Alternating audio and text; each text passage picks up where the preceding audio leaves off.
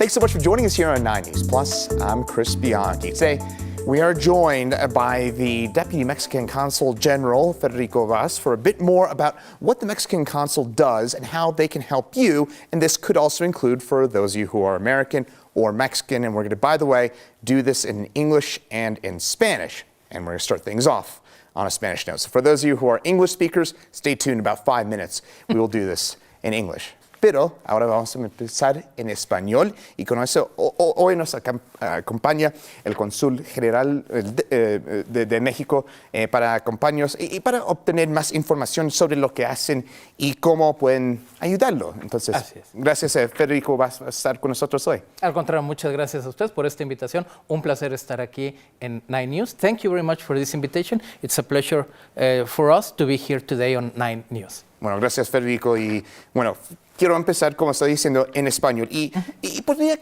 comenzar contándonos sobre el consulado y exactamente qué hacen. Claro que sí, con mucho gusto. Mire, Cris, el consulado está aquí desde 1893.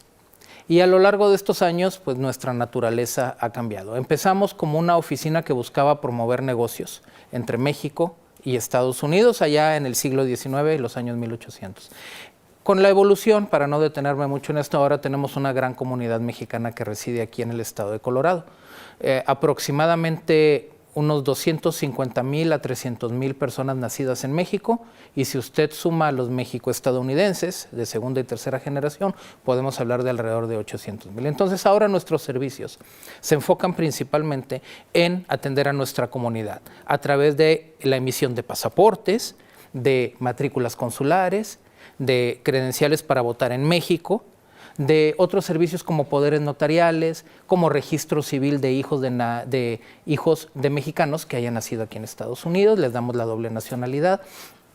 Tenemos también servicios de protección a mexicanos, por ejemplo, si una persona fue abusada en sus derechos laborales, derechos civiles, temas migratorios. Y por último, para completar lo que conocemos como el trípode consular, que es documentación, protección y servicios comunitarios. Los servicios comunitarios lo que buscan es que nuestros ciudadanos que se vinieron aquí a Estados Unidos y han tenido a sus hijos aquí, no pierdan su vínculo con México.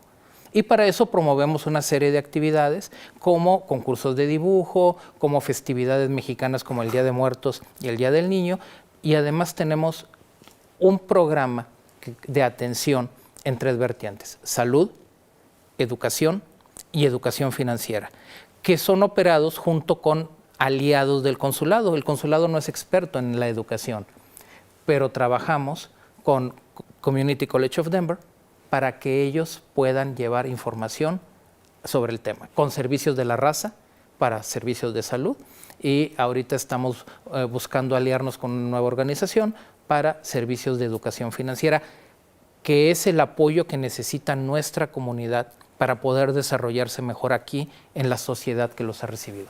Buena información, y yo sé que ya dijo mucho de eso, pero ¿qué puede hacer el consulado específicamente por un mexicano o una mexicana? Claro, por ejemplo, mire, supongamos que hay una persona que quiere sacar su licencia de conducir de aquí de Colorado. Por diferentes cuestiones, los únicos documentos que tiene son el pasaporte y la matrícula consular. Con esos 2 documentos que le da el consulado, puede ir a tramitar su licencia. O una persona que quiere viajar en avión y es mexicano, el consulado le puede dar el pasaporte para que con eso se pueda identificar. O por ejemplo, si usted fuera mexicano y lo despiden de su trabajo y no le pagan lo que le deben, usted puede asistir al consulado y nosotros lo canalizamos con un abogado o con alguna organización gubernamental que se encarga de ver los derechos laborales, para que entonces se demande a la persona que no le pagó y usted recibe el dinero que le corresponde, por ponerle un ejemplo. Bueno, buena información también con eso. ¿Cómo podría el consulado mexicano ayudar a alguien que no es un mexicano? Por ejemplo, un americano. ¿Hay algo que pueden hacer por ellos? Mire, realmente es un servicio muy enfocado. Pero, por ejemplo, si hay un ciudadano estadounidense que tiene una propiedad en México y la quiere vender, y no quiere ir a México por el motivo que sea, en el consulado le podemos dar un poder notarial, un power of attorney. Con ese power of attorney, él nombra un representante en México que hace la venta de su propiedad. ¿Qué es lo más típico que hacemos por ciudadanos extranjeros y en particular de Estados Unidos? Es que nosotros damos visas para que un ciudadano que se quiera ir a vivir a México, porque ya se retiró o porque quiere que sus hijos aprendan español o por cualquier otro motivo, nosotros le damos la visa para que vaya como residente temporal o residente permanente. Entonces, con esa visa, posteriormente va a las autoridades migratorias mexicanas y le dan su tarjeta de residente, su Permanent Resident Card, y con eso puede vivir en México todo el tiempo que quiera, ir y venir, y puede tener la propiedad. Y ese es el servicio que más damos. Mire, le comento que cada día tenemos alrededor de 5 o 6 personas que van a pedir una visa para vivir de manera permanente en México. Y casi todos son de Estados Unidos. Qué interesante. Bueno, ahora que sabemos qué hacen, ¿cómo es el proceso para realizar una cita o una reunión en el consulado? Mire, las citas que más se demandan son las citas para pasaporte, matrícula consular. Dada que es mucha nuestra demanda y nosotros no tenemos el personal suficiente para atender a alguien que vaya y diga, yo quiero una cita, lo que el gobierno de México hizo es establecer un call center. Ese call center se llama Mi Consulado y está en la Ciudad de México.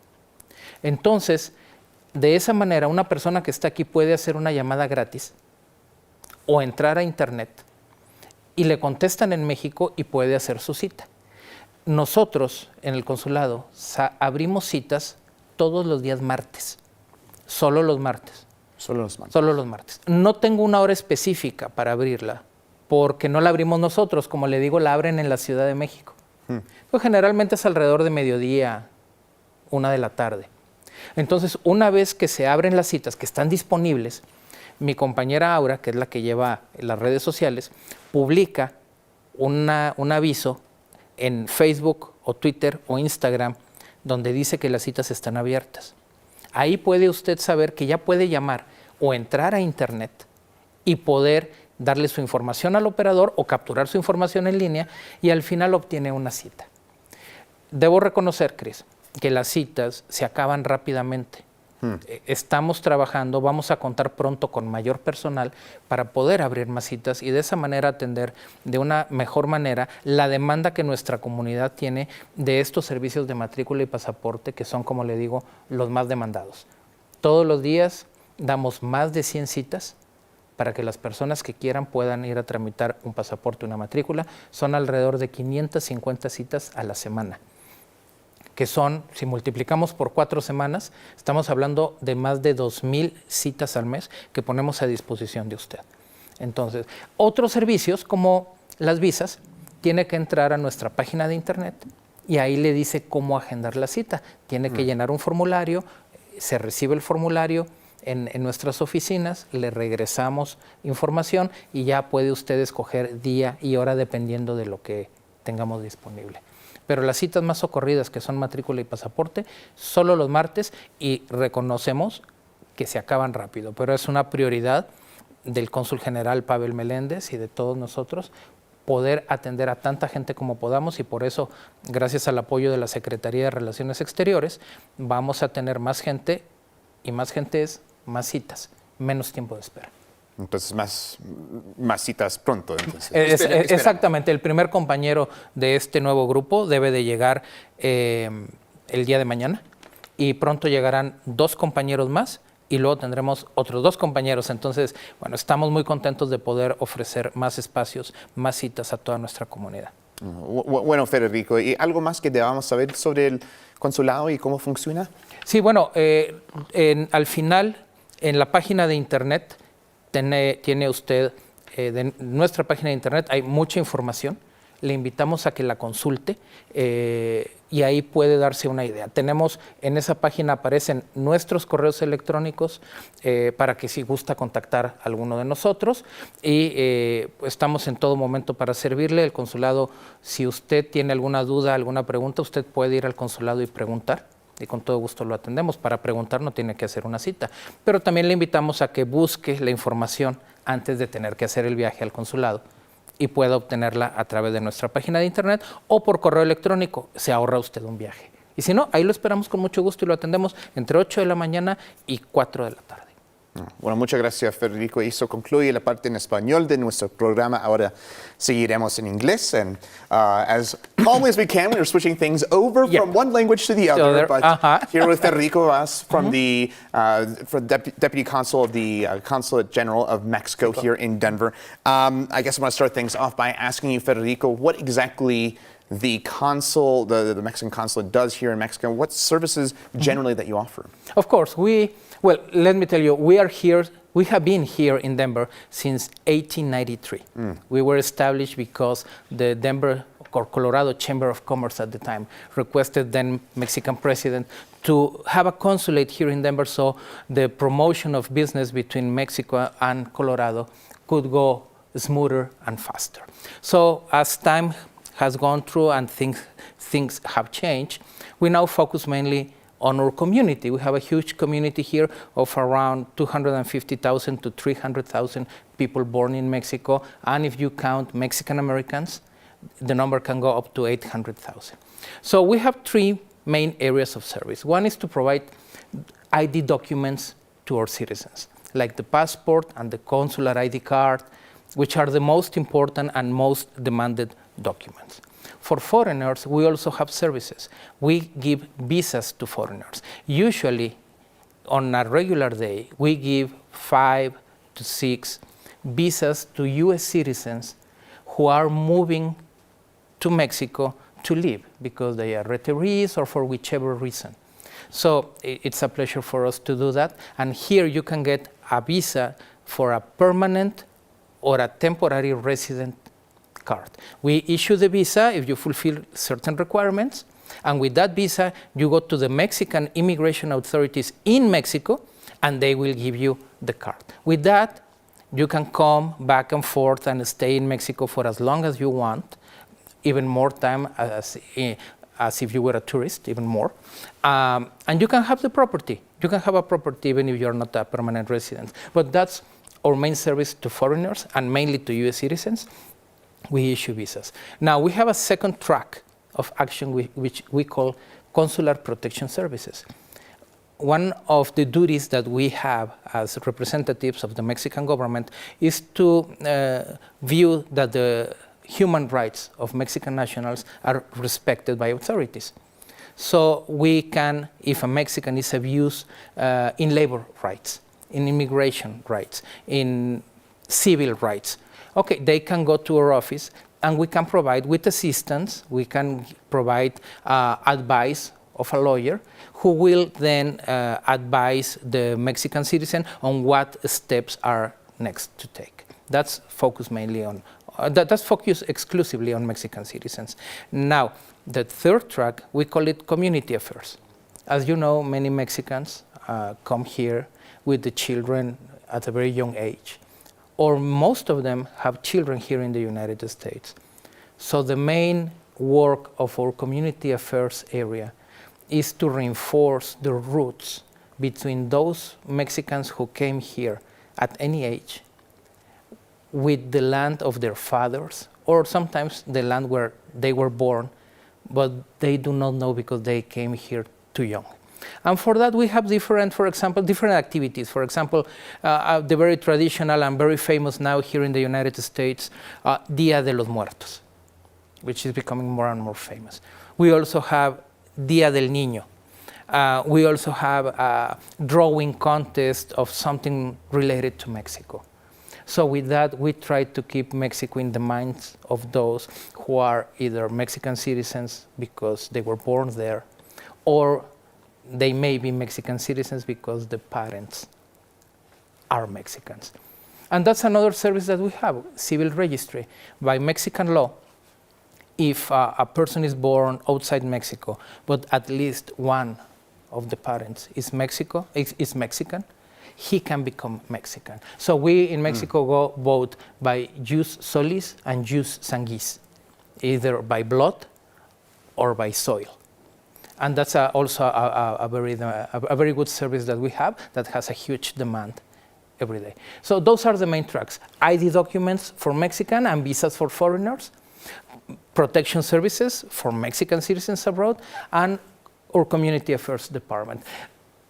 In addition to that, those are the main 3 pillars of the work that we do. But in addition, we also have some other duties like political affairs. We look forward always to have a very good relationship with the governor, with the mayor of all cities, with the Colorado legislator, etc., with police, with sheriffs, with everybody. It's part of our job. Economic, cultural, and tourism promotion is the other, track of things that we do. It's not within the main ones or the most demanded ones, but it's something that we also do. So to promote trade and commerce, something very good that we have seen since 1994 with the then NAFTA agreement, it just skyrocketed.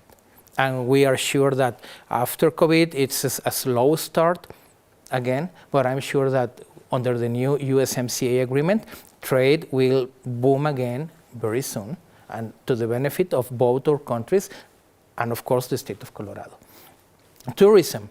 Mexico is the main tourist destination for U.S. citizens in the world. And in the case of Denver, Denver International Airport has 7 Mexican destinations with plenty of flights always. For example, Cancun, Los Cabos, and Puerto Vallarta have a lot of flights every day. In the summer season, once I counted that in the summer season of 2019, if I remember correctly, there were around 15 flights daily between Denver and Cancun. Wow. And then you have to Los Cabos, and then you have to Puerto Vallarta, and then with less frequency, you have Chihuahua, Mexico City, Guadalajara. You also have Cozumel, which is near Cancun, with a good number of flights. So our people, the Mexican and the American people, come and go more often than what we believe. Mexico is the first place for the United States diaspora. An estimated 2 million US citizens live in Mexico. 1 million, around 1 million, are the children of Mexicans who were born here and then for whichever reason went back to Mexico. And the other million is the retiree community who have chosen Mexico to live. And that gets me to another question I've got here. So it seems like a lot of what the consulate's services may do may be centered around, obviously, since you represented the Mexican government here in the U.S., it is catered towards the Mexican community that may be here. But what sorts of services do you offer, for example, for somebody who might be American, who may not have any direct ties to Mexico, may not have any of those things? What services might you offer them? I would focus on 2 of them. First is the power of attorney.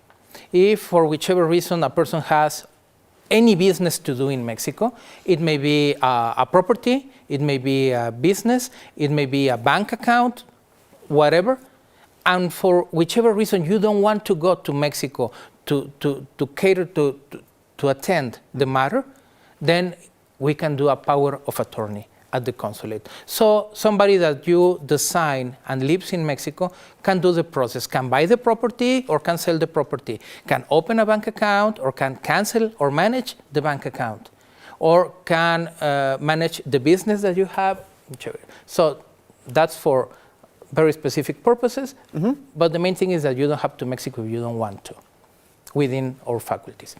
The second one that I mentioned is the visas. The visas are the other main service for foreigners. As I said, there is about 5 to 6 US citizens a day that request a visa for mainly permanent, but other times temporary residence in Mexico. To study or to work, we also issue, but around 5 to 6 US citizens pass through the consulate every day just for a visa. And that's the main service that we have for foreign citizens, like for United States citizens. The power of attorney is less frequent, but we still have it, of course. Interesting on that. And honestly, probably more people requesting visas than I would have thought. Yeah. I guess when it comes to getting an appointment, let's say you do want one of these services, how do you go about getting an appointment? Okay. The appointments at the consulate are made either by phone or by internet. Our appointments are mainly for passport, consular ID cards, and Mexican voting cards. We can vote for Mexican elections, even if we are outside Mexico. For that, we open appointments every Tuesday. Every Tuesday. We don't have a specific time because we do not open those appointments. Those are opened by a call center in Mexico City. We send them the number of appointments that we're going to have per week, and then they open it. Once they are open, our social networks like Facebook, Twitter, and Instagram publish a post in which you can see that they are already open. And then you can call or get into the internet and make the appointment.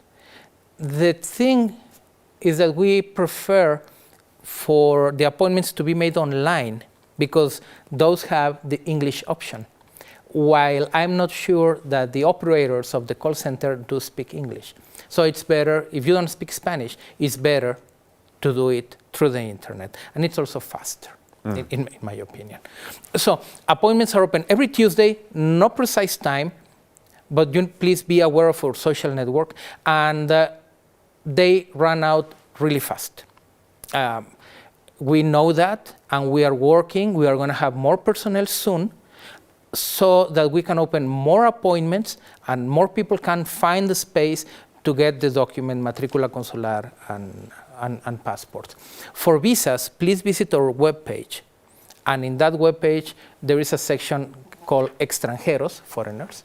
And there you can find the visa stuff. You click it, and then you will see the information that you need to do and the steps that you need to take in order to get an appointment. So they're on Tuesdays, they fill up fast and Yes. go online, especially if you don't speak Spanish. Yes. So worth noting. Any final things that we should know about the consulate and what you guys do? Well, for the consulate, it's always a pleasure to serve everybody. Most of our services do not need an appointment. Please visit our webpage so you can know which service do need an appointment and for which you can just show up between 8 a.m. and 4 p.m. It's always a pleasure to serve you, and if you have any question and you decide to go to the consulate, please do it between 8 a.m. and 4 p.m., which is the time we are open. It will be a pleasure to have you there and to help you to the very best of our abilities with all the resources that we have.